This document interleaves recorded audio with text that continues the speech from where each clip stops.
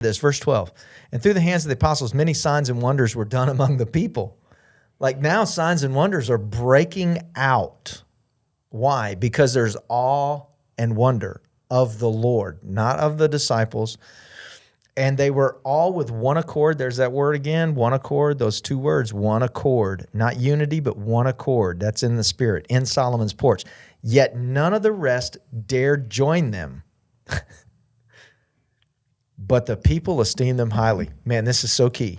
We think that every single church ought to be full of people, and somehow that means that everybody in that building is going to heaven. Right. But just because you can have a crowd doesn't mean you have disciples. Oh, absolutely not. No. And we could do a whole session on that. Yeah, I mean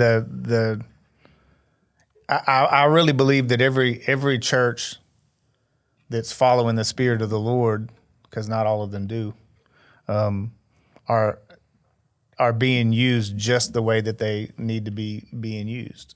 So you could take a big church and they're reaching people with maybe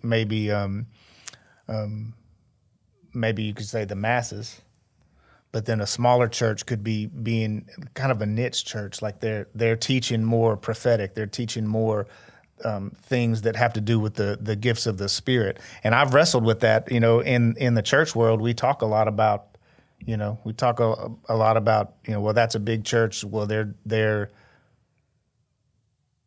doing things just to bring people in.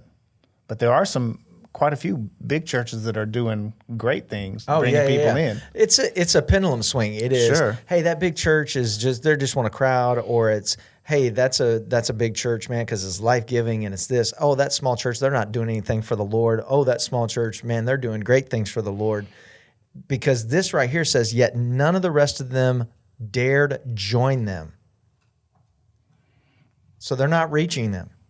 They're not coming in. Right. Yet they still esteem them highly. They're not joining them, but they're still esteeming them highly. We don't want any part of it, but there's something going on there that's not just them. There's Sure. a higher power going on. So there's even a recognition of those who don't want to join them that God is moving. Yeah. And you see that a lot. This kind of seems to me like the kind of a reset that you see throughout the Bible.